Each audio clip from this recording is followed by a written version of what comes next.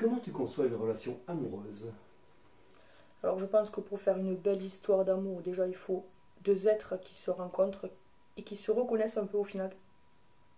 Je pense que ça commence toujours par l'amitié. Alors moi voilà, c'est ma façon de voir les choses. Je dis pas, il peut y avoir des coups de foudre, et c'est là on est sur l'amour de suite, mais je pense qu'en fait, quand je dis amitié, je dis ça dans le sens où enfin moi en tout cas j'ai besoin de découvrir la personne et savoir qui elle est avant de tomber amoureuse. Je peux pas tomber amoureuse d'un physique, il me faut savoir qu'est-ce qui se cache à l'intérieur pour tomber amoureuse, voilà, de ce truc-là qu'il y a à l'intérieur.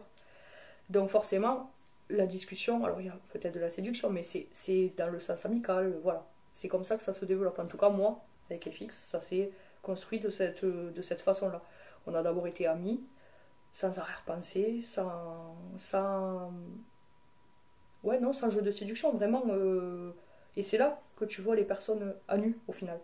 Parce que justement, si tu commences par la séduction de suite et par aller dans ce genre de relation amoureuse à l'instant T alors que tu connais pas la personne, je pense que t'es pas dans le réel.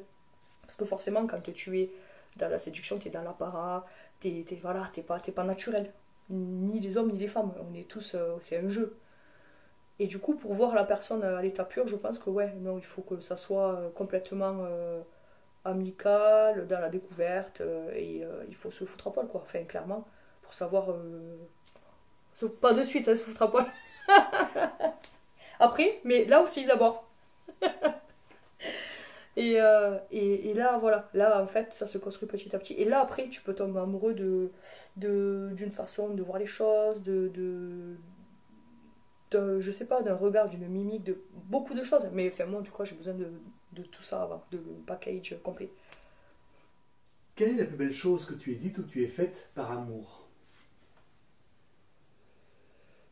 Hum, Alors, je pense que ça doit être quelque chose que j'ai dit et du coup fait. Et je pense que ça devait être par rapport à FX.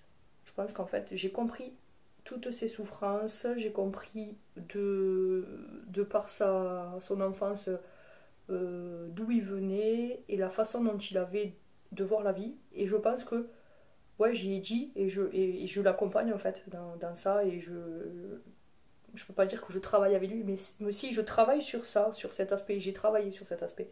Je pense que ouais, on en a beaucoup discuté et je pense lui avoir fait du bien. Donc, je pense que par amour, j'ai fait ça.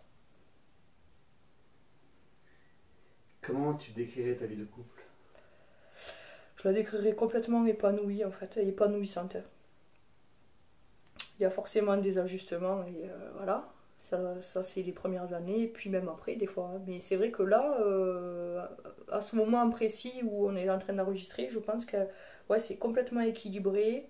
Je suis comblée. Je pense qu'on est heureux tous les deux, qu'on est comblés, qu'on va dans le même sens, qu'on est sur le même chemin et qu'on avance surtout au même rythme, parce que ça c'est très très important, d'avoir le même rythme pour marcher à côté et pas un qui court et qui s'épuise quoi. Donc ouais, je pense que là on est bien quoi. On a fait le taf. Qu'est-ce que tu peux nous raconter de la sexualité? Alors qu'est-ce que je peux vous raconter? C'est ce qui finalement fait la différence entre deux amis et un couple. C'est le truc en plus, c'est la sexualité. Parce qu'autrement on serait juste amis s'il n'y avait pas ça. Alors oui, ça sert pour faire des enfants, mais au-delà de ça, je pense que c'est un lien très fort et que si on ne l'entretient pas, ben on est vite potes quoi finalement. Puisque c'est le fil entre les deux. Donc c'est hyper important. Je pense qu'on doit parler encore une fois le même langage, même sur ça. Et que, ouais, non, ouais, je trouve que c'est super important. Si on se comprend, ça peut être merveilleux.